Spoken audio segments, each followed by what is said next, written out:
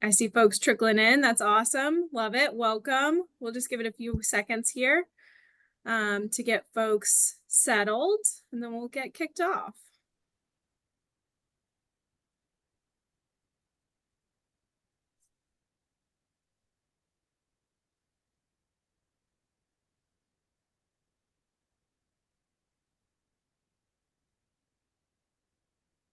Welcome, everybody. The chat is open, so please do go ahead and introduce yourself in the chat.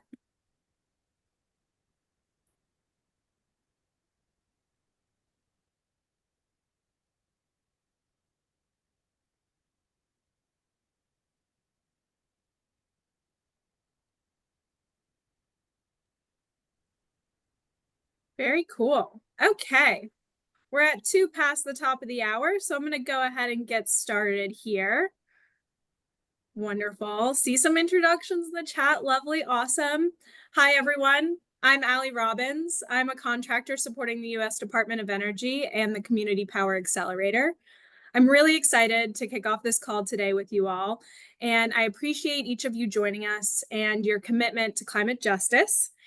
If you haven't already, please do go ahead and introduce yourself in the chat. It's wonderful to see some familiar faces on here today, but certainly want to virtually meet each of you who are new here. So thanks for doing that. As everyone on this call knows, we are in an incredibly exciting moment in our country's history. There has really never been more private and public funding out there on the street for clean energy. But there is still very much an access challenge to those resources, especially in disadvantaged communities. This is exactly why we have created the Community Power Accelerator, to have a marketplace where developers can reach the funding to get those projects built. All of you on this call today are part of this movement, and I really want to thank you from the bottom of my heart for being here today. I do want to give a special shout out at the top. This webinar was put together in partnership with Joe Evans at the Kresge Foundation and Kathleen Mead at the BQuest Foundation, and we are incredibly grateful for their support. The purpose of our webinar today is to allow for more philanthropies to be involved in the climate justice space and to introduce our free tool to help them enter this space with the intention of getting more solar projects funded in low-income and disadvantaged communities. Next slide, please. So an outline of our webinar today, we're going to give you a brief overview of the Community Power Accelerator, and then we're going to transition to an exciting panel discussion on the importance of philanthropies and green financing. And then we're going to close with a really juicy question and answer session. You can put your questions throughout this webinar into the Q&A feature, and we're going to ask them live at the end of the webinar. So next slide, please. So I do have a really huge ask. I couldn't miss the opportunity for those of you with networks that have developers, or if you are a developer yourself on this call, please do consider applying for the latest round of the Community Power Accelerator Prize. And please do share this prize with your networks. It is a wonderful opportunity for mission-driven developers to get up to $400,000 in pre-development funding and learn soup to nuts on how to build community benefiting distributed solar projects. So you have quite a long time until the deadline. I do want to highlight that we're going to have some public webinars for you all, so you will see my face again on those webinars. So please do join us and get some more information there. I'm going to go ahead and pass to my colleague Denise Barber to tell you more about the Community Power Accelerator. Thank you. Thank you, Allie. Thank you so much. Hello, everyone. I'm Denise Barber. I'm a project manager here at the National Renewable Energy Laboratory, and I help to support the Community Power Accelerator outreach, and specifically the philanthropy outreach. So we're super happy to have you all join today. I'm going to give a little overview of the Community Power Accelerator. It is funded by the Department of Energy, and we work in conjunction with the Berkeley National Laboratory, NREL, and the University of Lawrence Livermore. So with that, we'll kick things off. with our CPA video to give you a little overview before we dive in. There has never been a more exciting time to invest in communities by building affordable, clean energy. With help from federal and state governments, people across the country are transforming our electricity system so it's more reliable, more affordable, better for our communities, and better for the planet. The Community Power Accelerator is a new initiative powered by the U.S. Department of Energy that helps bridge the gap between community solar projects that need funding and the investors, lenders, and philanthropists who want to finance them. This is where developers, investors, philanthropists, and community-based organizations come together to deploy solar projects across the country that empower communities. Here's how it works. If you're a developer or work at a community-based organization, you can join the Community Power Accelerator and post a solar project you're working on. The Accelerator offers free training and technical assistance to develop projects that provide real benefits, like expanding solar access to low and moderate income households, electricity bill savings, strengthening the electrical grid by adding local energy storage, community ownership, and job creation in your community. For investors, lenders, and philanthropists who want to support clean energy, joining the Community Power Accelerator helps you connect with developers that are delivering real benefits in communities. Projects listed on the Accelerator are verified and credit-ready and have access to support and training from solar experts at the U.S. Department of Energy and our partners. Find out more about how you can forge partnerships that break barriers to equitable solar deployment. Join the Community Power Accelerator today to help power a more resilient, clean, and equitable future with community solar.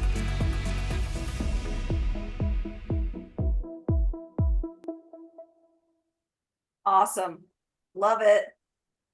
Big, huge shout out to the NREL communications team for putting that video together. I just love it. It gives me goosebumps every time I see it. And just want to say a big, huge thank you to NREL comms team for helping us with that.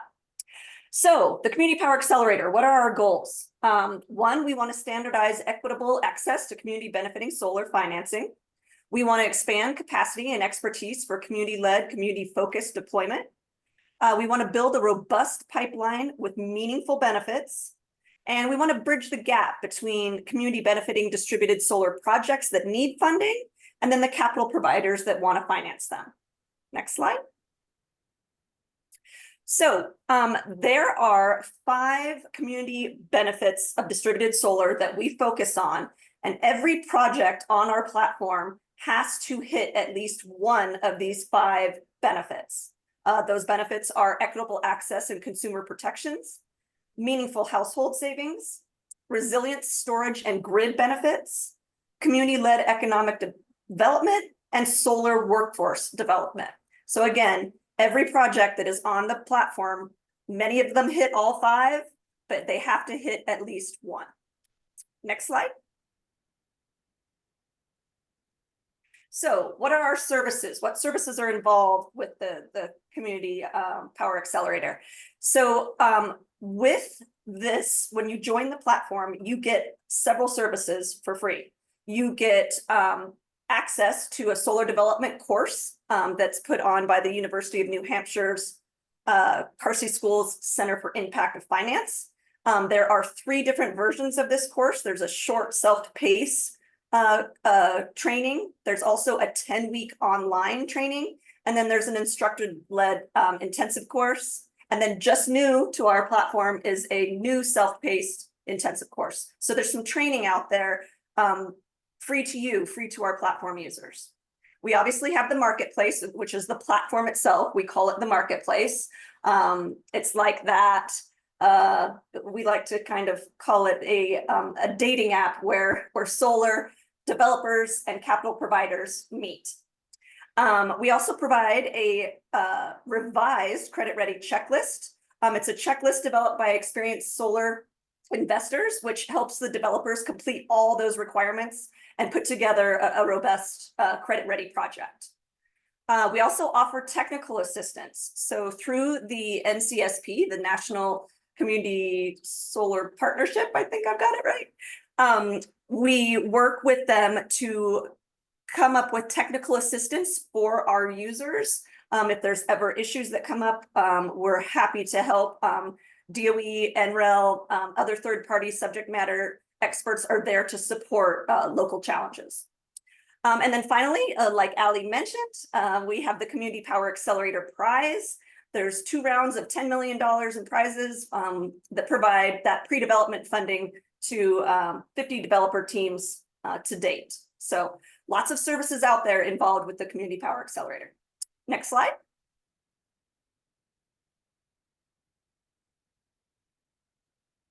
So what's next? What are we looking at? We're always looking down the road at what can we do. We're always trying to improve the platform. We're constantly getting feedback from our platform users. Couple of the features that we're working on, we have an online self-serve version of the Community Solar developer course that's coming out. That's the new revised, updated version that I told you about. And then we're also working on portfolio aggregation. So trying to, tag those GGRF and CRA and ITC bonus added compliance to other interface upgrades. So we're trying to make it possible for, instead of just funding one specific project, you could bundle them into a portfolio of projects. So that's something else we're working on. And then as far as expanding partnerships and scope, we're engaging with the GGRF awardees to assess the opportunities and their needs. We're working closely with them. And then we're also scoping program expansion to residential solar and storage, as well as community solar, community benefiting C&IA, VPPs, microgrids, and other distributed solar located in our lower income communities. Next slide, please. So philanthropies on the platform. Why are they important? Philanthropies really help to lift our projects, right? They can provide grants and bridge loans and things that help do exactly that, lift those projects, and they help de-risk our projects. So it's philanthropies are super important for our platform. And why is the platform important to you? It really helps our philanthropies take meaningful climate justice action, without having to do a lot of that grunt background work. We do all of the vetting of our projects. And so that initial vetting is done for you. Of course, if you get involved in a project, you want to do your due diligence and continue that vetting, but you can be rest assured that these projects are real and that we have done the vetting and that you don't have to be a climate expert. We have training courses that can help you. We're here to help make these things and make these connections happen. Next slide, please. All right, so taking a look at our current numbers as of yesterday, September 24th, we currently have 67 lenders and equity investors on the platform. We have 8 philanthropies. We have 162 project developers. We have 59 nonprofit community-based orgs, and we have 145 projects seeking capital. So as you can see, we've got a lot of projects out there. And so what we've been doing with our outreach is trying to get more and more capital providers, including philanthropies, onto the platform so that we can get the financing out there available for the projects. And, all of our numbers are going to increase as we move forward. Next slide, please. All right, so this slide really takes a look at how our, what the Accelerator project finances that are sought are, right? So we have 525 million in capital out there of, projects that are seeking that money. And then we have we have 1.7 billion funds committed by capital providers. We have 75 capital providers partners participating on the platform. And we have 367 connection requests currently. You can see the pie chart kind of breaks out the finance sought into the debt category, tax equity, grants, and then other. So it's just kind of nice to put some of those numbers to the chart. Next slide, please. All right, so signing up for the marketplace. It is really fairly easy. We have heard from a lot of our users that it takes, especially for a philanthropy, around 45 minutes to sign up. If you've got like all your numbers with you and ready to go, you simply click the sign up button. You can do that with the barcode there, or you can, I think Michaela had put the link in the chat as well, but it's very easy to create a profile on the platform. Next slide. Once you get your profile developed, you then are able to get into the platform and discover projects. You can take a look at, you can see, you can filter by location. You can filter by the size of the project, right? So that first one, Cesar Chavez Elementary School, is 1900 kilowatt project. So you can also filter by the types of capital sought. You can filter by the total estimated cost of the project. And then those icons down there at the bottom, those are those 5 meaningful benefits. So that Cesar Chavez Elementary School project hits all 5. So again, you have to hit at least 1 to be on the platform. But like you can see here, many of the projects hit all 5. All right, next slide, please. All right, so why would a capital provider want to post a profile on the CPA? 1, it's a passive origination opportunity. Low effort is required. It's low risk. Like I said, the basic vetting is done for you. So you don't have to worry about that. You don't have to be a climate expert. And it's free. It's free to all users, and it's funded by the Department of Energy. It's an amazing opportunity. We get so many compliments on how did we not hear about this, a long time ago? Like, this is the best thing since sliced bread. So yes, it is. It's an amazing, amazing opportunity. Next slide, please. All right, so next steps, you can sign up via that code that was put in the presentation. We will be sharing this recording and the presentation. You can also go to the link that Michaela put in the chat. And we'd love to get your feedback on your experience with filling out the profile. We're constantly working on our user experience. And we'd love for you to help us spread the word. And, if you know of a blog or a newsletter or website or somewhere that we could help spread the word, please reach out. Please reach out. Like I said, we're going to do a panel session next. And then we will follow that with a Q&A. So you can put your questions into the chat, or you're welcome. My email is here as well. I'm happy to help answer any questions that I can. You can forward them on to our team. But with that, I think next slide. Yes, with that, I would love to introduce for our panel discussion here, Joe Evans. Joe is the Portfolio Director and Social Investment Officer for the Kresge Foundation. Joe and Kathleen Mead, who is one of our panelists, from BQuest Foundation, have been an immense, huge help to Michaela and I and our team in putting this webinar together. And I want to just send a huge thank you to you and all of our panelists for being part of this. But with that, Joe, I'll hand it over to you. Thanks, Denise, and thanks for all you do. You can always tell somebody's genuinely wants to help and get feedback when they put their email address on screen in a large group. So really appreciate that. And it's out there. would be great. Yes, would be great to have all the panelists come on the video, and then we're going to be with you for the next 30 minutes or so, and then have some Q&A after that. Joe Evans from the Kresge Foundation. And before turning it over to the panelists to introduce themselves, I just want to do my own short little plug, which, the advice I've been giving to any philanthropy I talk to for the last 2 years since the passage of the Inflation Reduction Act is, to highlight the need for more projects, project development, project readiness work.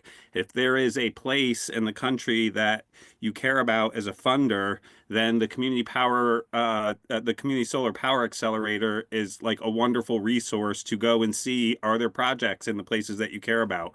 Are there types of projects that you want to see more of, and there are good examples or early adopters for you to get behind in the in the database. Don't be dissuaded by $112 million of grant requests. They vary quite a bit by project, and often, $50,000 is very meaningful to move a project $1,000. So there are going to be ranges in needs across the spectrum.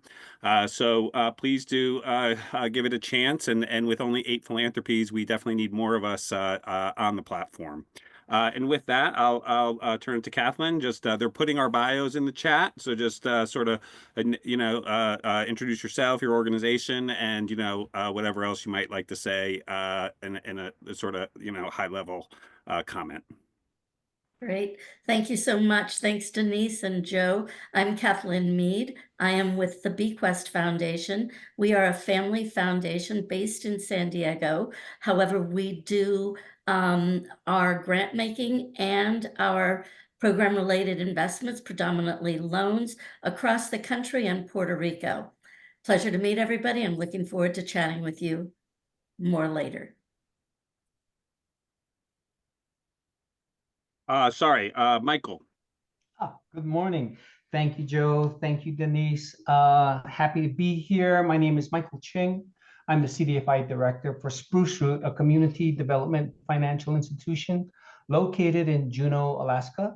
We have the mission of being a driver of a regenerative economy across Southeast Alaska communities. And the way we work is we provide services for small businesses that include coaching, training, lending for startups, working capital, business expansion, and other business capital needs. We provide businesses access to loan opportunities that promote economic development in Southeast Alaska. Thank you for the opportunity to be here. And Lynn.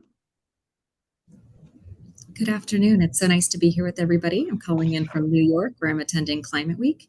So it's wonderful to have this conversation today. So I'm Lynn von Koch-Liebert. I am the head of climate, energy, and infrastructure at Lendistry.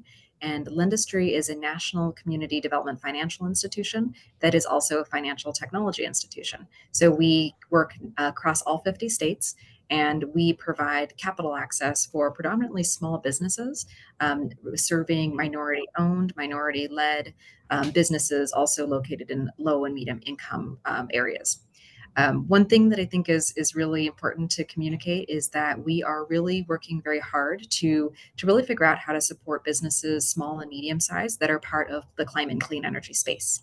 And last but not least, we are, as of last week, one of those 67 lenders that is now registered on the Community Power Accelerator.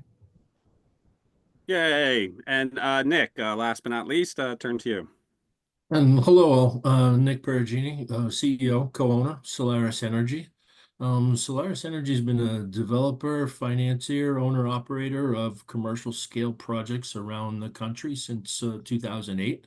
We are a public benefit corporation. So a lot of the low income and disadvantaged communities are right up our alley. We currently have about 150 operational sites across, and about 40 of which we still own and operate. We see a great deal of benefit from this Community Power Accelerator, which we are diving into deep as we speak. And I think it's a great thing in this webinar, and thank you for putting it on. Great. Well, thanks, everybody. Appreciate your time. And, there is the Q&A section. Some NREL staff are answering some of them as we go, but please feel free to continue to post questions. Nick, the first question that I have is for you. And, from your point of view as the asset owner, what's the role that you have seen or that you believe that philanthropies can play in completing projects? Or, are there what's a difficult part of the capital stack where you think philanthropy can be helpful? Joe, there's a handful of answers to that one. We could do a whole webinar on that alone. So I'll just touch on them. Anything that a philanthropist organization can do to assist, businesses, building owners, nonprofits to go solar is going to help. A little bit goes a long way. You used the words earlier. Denise showed a pie chart on that earlier presentation that showed a lot of the pieces. Tax equity is still a concern. Yes, the Inflation Recovery Act helps the IRA, and tax transfers, that's still maturing, and projects are desirable in a pretty large. So then that tends to be utility scale, and while it's creeping down, it's slow to get there. So there's if an organization can be a tax partner, with little or no profit and maybe less greed than a lot of other tax partners, that's going to be a huge benefit. Another part is early development expenses. Some projects, community solar, even a business organization, they don't know where to start, right? They're not quite ripe enough for us to fund that project.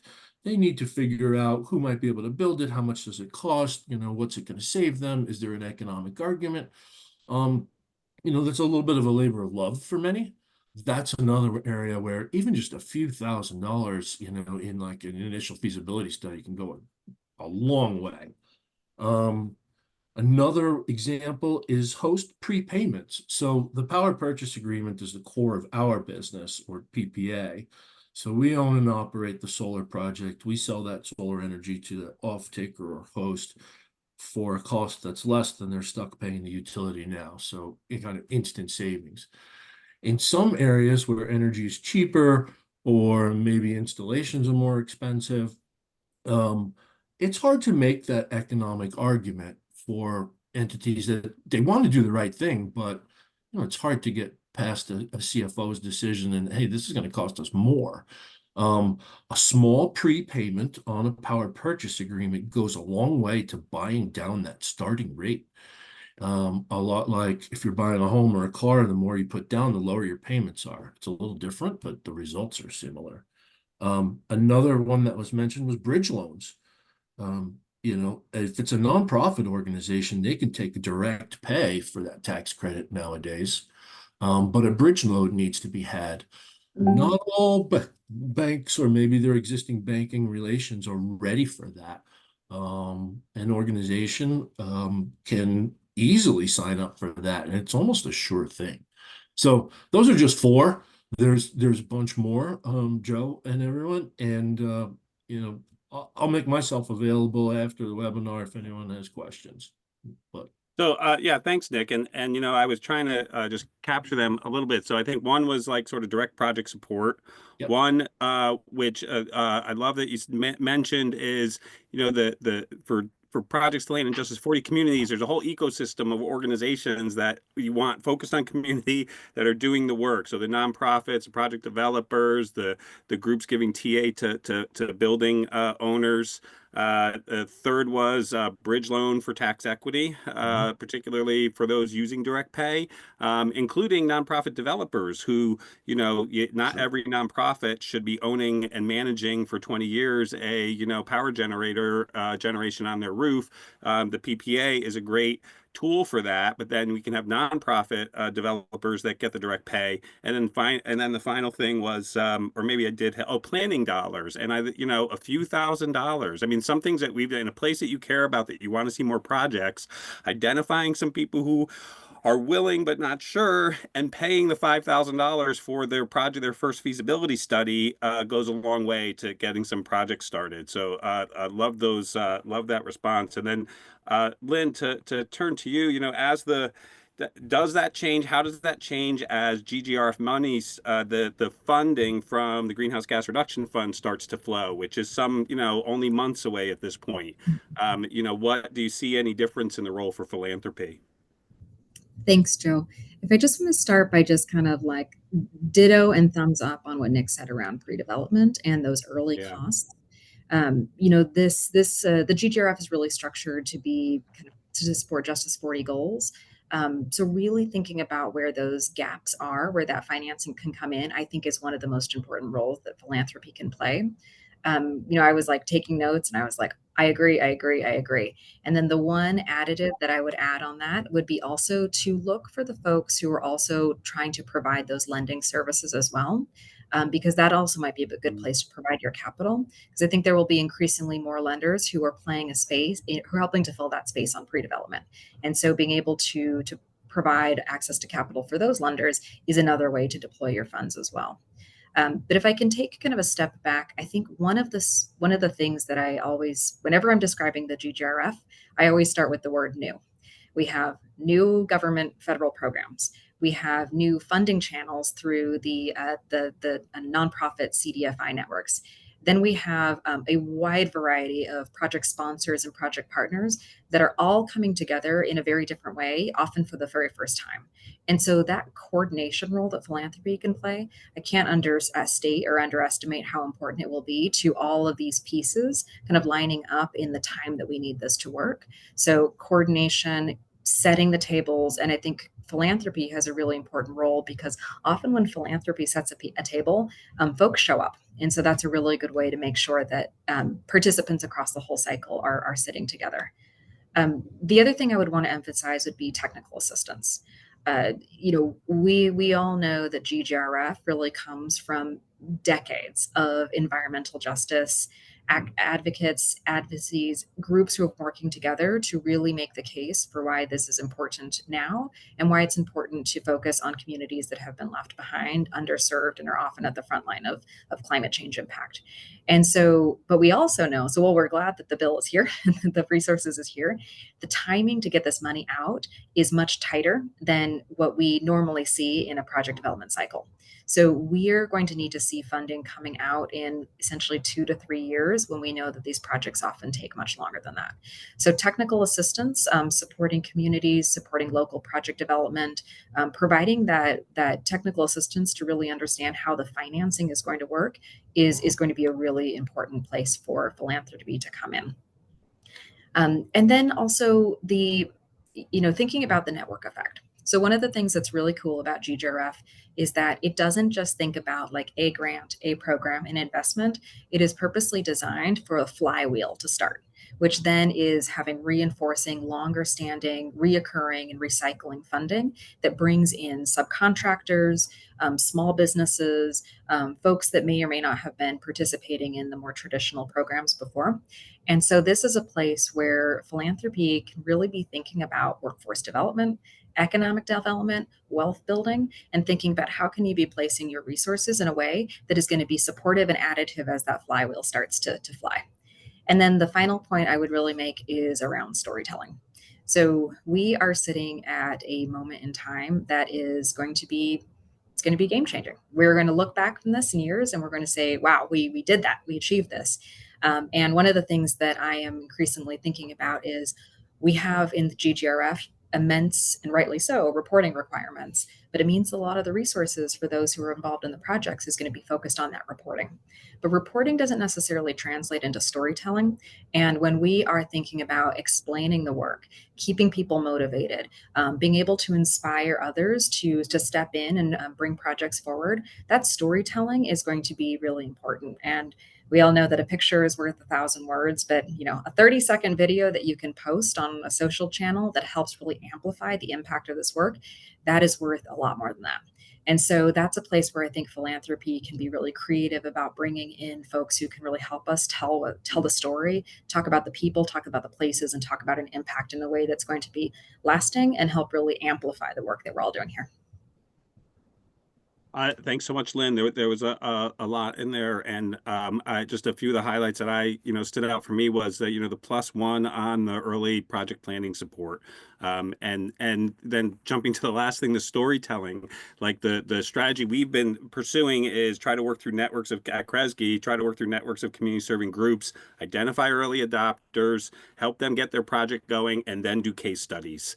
We've done a couple of videos, 2-page case studies, and then because nothing sells the church better than another church who has done it, or the health center than a health center, or a public school than the public school. And so and then in a place few things will motivate building owners and the communities you're trying to reach than an organization they know and trust and respect in their same community who did it, and there's a case study about it. So I think that both of those are great. Other things I heard was It's not just for, and Kathleen, this is a bit of the question for you next, but it's not just projects that you'll have access to on the platform as a philanthropy.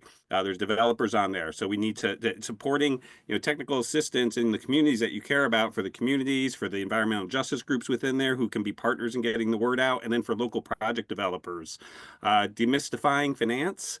A lot of the building owners we're trying to reach do not work in finance or not that used to finance, and then Nick or someone else is going to come to them with this complicated financial agreement, and so helping them understand it and process it and believe in it and trust would be great.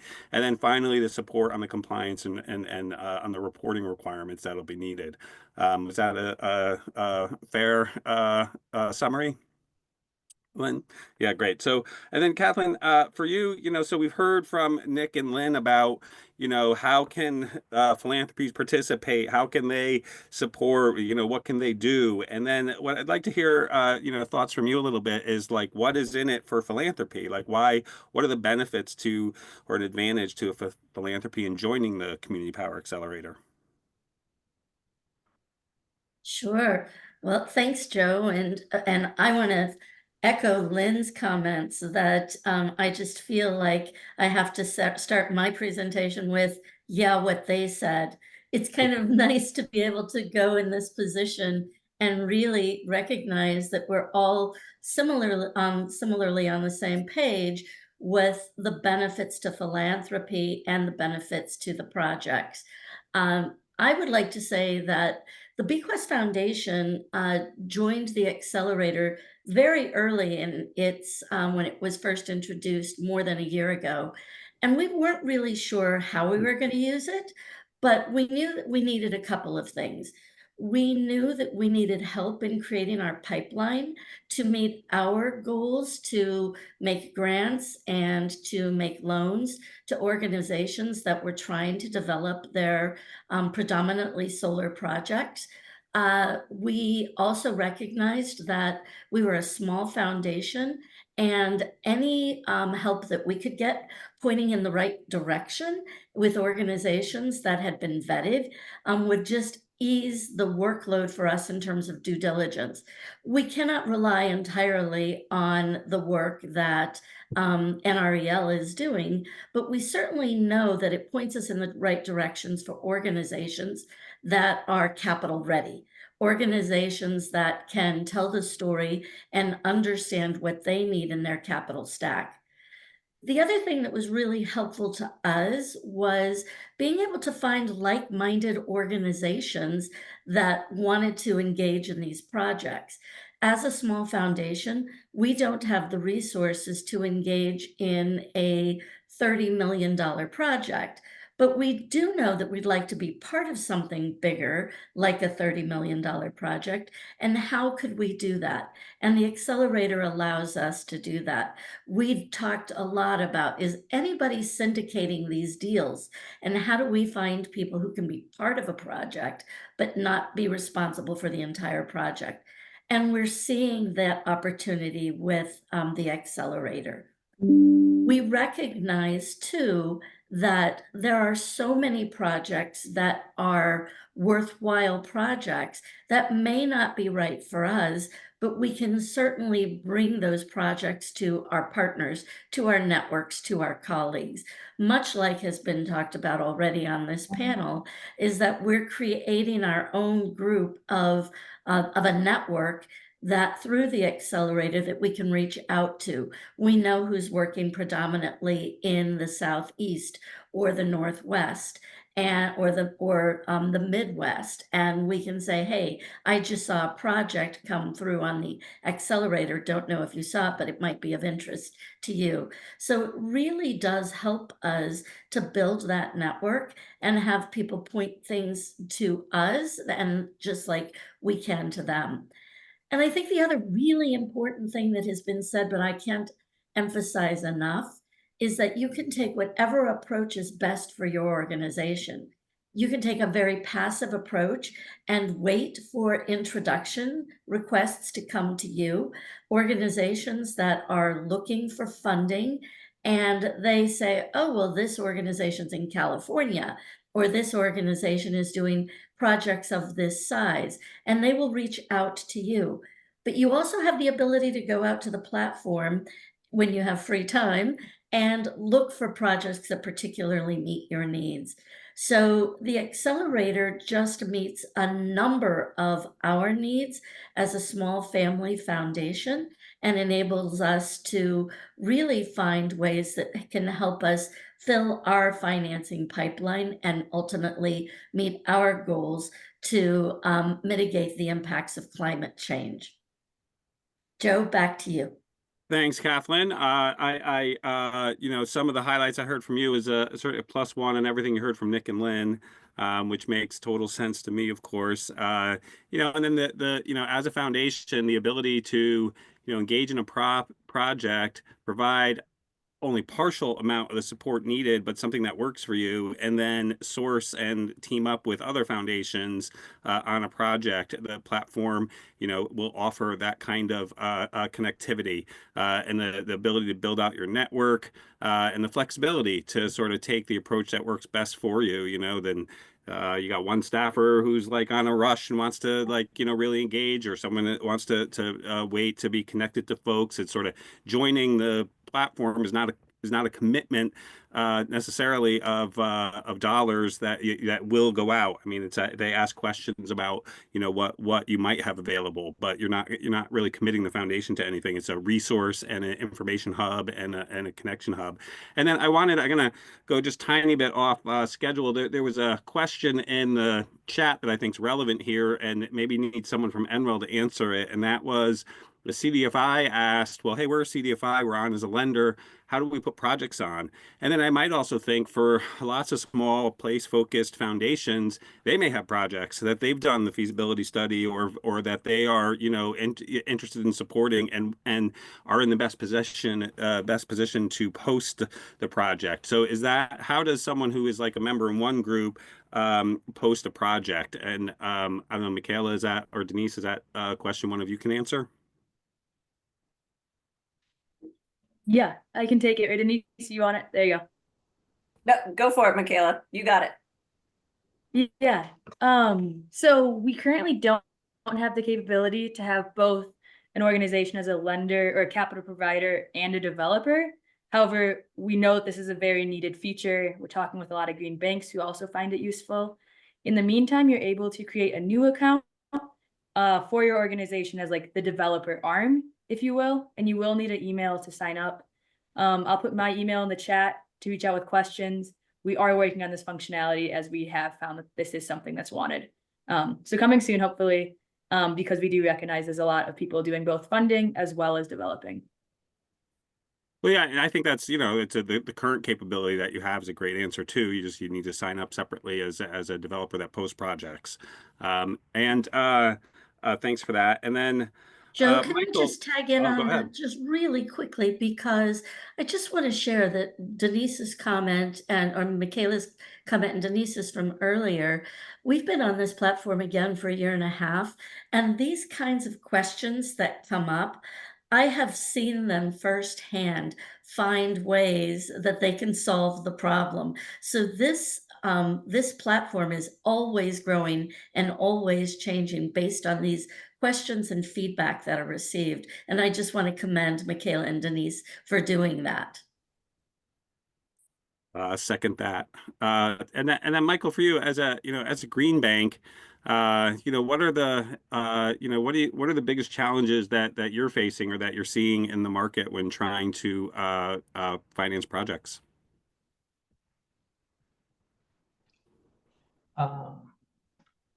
Okay, wasn't sure if my audio was on. Thanks, Joe. A recurring theme, and by the way, I'm so glad that this program is being recorded, because I definitely want to go back and listen to some of these fantastic comments. There's a lot of good detail coming across. But one message that I hear being repeated is new, very first time.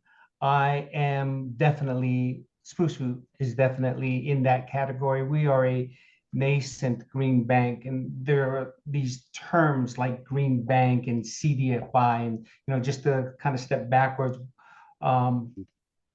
federal government appears as though they view community community development financial institutions as a preferred partner to distribute green bank or renewable energy funding.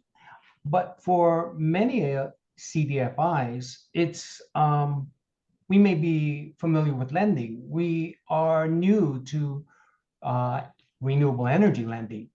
That's not the same thing as, say, funding a small business wanting to launch its entrepreneurial ambitions. And putting those methods and processes to renewable energy lending may not be the most effective manner to support renewable energy. As a green bank, I think the biggest barrier to getting projects funded is the urgent development of knowledge, procedures, and experience needed to beneficially distribute the incoming funding. Many lenders, while we're familiar with traditional lending practices, we need to adapt our approach to renewable energy projects. As an example, traditional lending begins with income verification, with credit scores to assess repayment ability.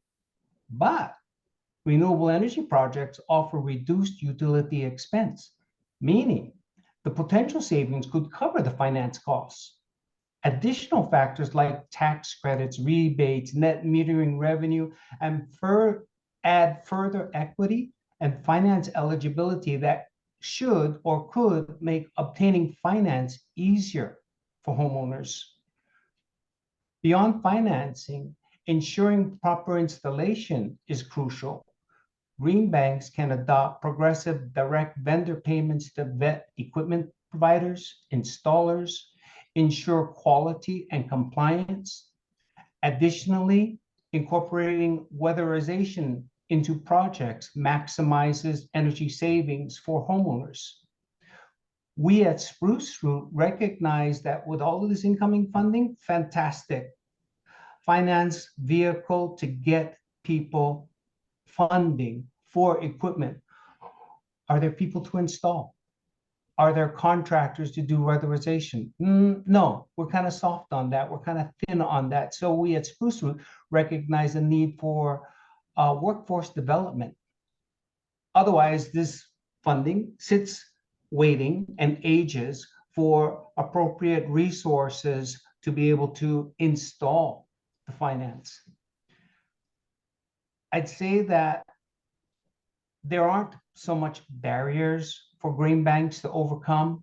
It's more opportunity for green banks to offer more comprehensive and beneficial financing options that lead to improved living outcomes for homeowners, different than traditional lending. And so I'd like to kind of flip that as that it's not so much barriers, it's more opportunity.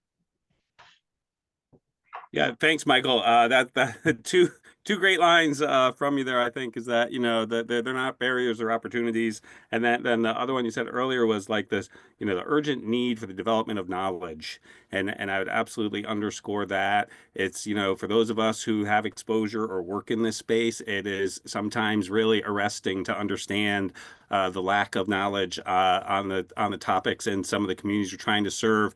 I talk about sometimes the normalization of the technology. Like, if you're in a more affluent community, you drive past EV charging stations, people who use them, you see solar, air source heat pumps are, you go into some disinvested communities across this country and that you do not see those things. So again, those early adopters getting projects on the ground, help normalize it, spread the information. I think that's a key point to underscore. You also noted that the EPA, which I'm super excited about, as someone who's worked in the community development finance field for years and years, I'm super excited that the EPA chose to go through the existing community development finance system as a way to reach communities of color and communities with low wealth around the country, but a lot of those lenders are new to this work too. So they're going to need our help and support. And then what you mentioned, workforce development, of course, is a necessary word, but I also highlight your, the credit risk comment that you made is in a lot of markets where you put up solar and you save money, then there is a little bit of education for lenders about what does that do to the credit risk, and how do you how do you put that into your calculus? There's savings, but I'm worried about the credit, but then also the like sort of, I don't know if it's psychological, but if you're saving money from your solar and your community-based organization, you're going to pay that bill, because if that bill gets prioritized, because if you don't pay it, your expenses go up. And so that's a key piece to think about in the underwriting. And Michaela, you had your hand up, I think, for a moment. Sorry, that was it. My screen shifted. Go ahead. Oh, okay, great. So then, one final, well, maybe not the final, but depending on how many other questions we get from the group. But next question, I think for Lynn and Nick, would be great to hear from you guys. Some kind of advice for there are some lenders on the line. We're really trying to reach philanthropy as well. So, what are the biggest things to be aware of? What are the, I don't know, the pitfalls, the opportunities, the where should they pay attention first for folks wanting to enter the green finance space? Thanks, Joe. If there three things that I think I want to add here. The first is really about understanding where the public money is, because that is really driving a lot of the conversations and the starting points for a lot of folks who are working to get financing. GGRF it can seem really daunting, and so taking the time to kind of map out those different layers or find a resource that has already done that mapping is really important, because the way that the EPA has structured the money is that depending on kind of the size and scope and complexity of your project, you are more likely to get funded by either kind of the direct prime recipients or the subrecipients in one of the three programs. And so the money is really allocated towards the likely type of project, really so that those institutions can be it can have more standardization, can be more specialized in the way that they're doing their lending. The other thing too with that is understanding that, well, GGRF is kind of the center of the universe right now, and it has that gravitational pull. It's one of many different sources for renewable and clean energy financing. And so while it's a great place to start, I think that increasingly, as we are working to support folks who are going through this process, having a better understanding of the full landscape is really important. The other thing I would say, and this is something that I picked up personally just a couple of years ago, is being conversational about renewable energy. It makes a big difference if you're talking about a gigawatt or a kilowatt. And sometimes when you're speaking and in these conversations with the folks in the energy space, they move very quickly. And those terms, which almost seem interchangeable, make a really big difference.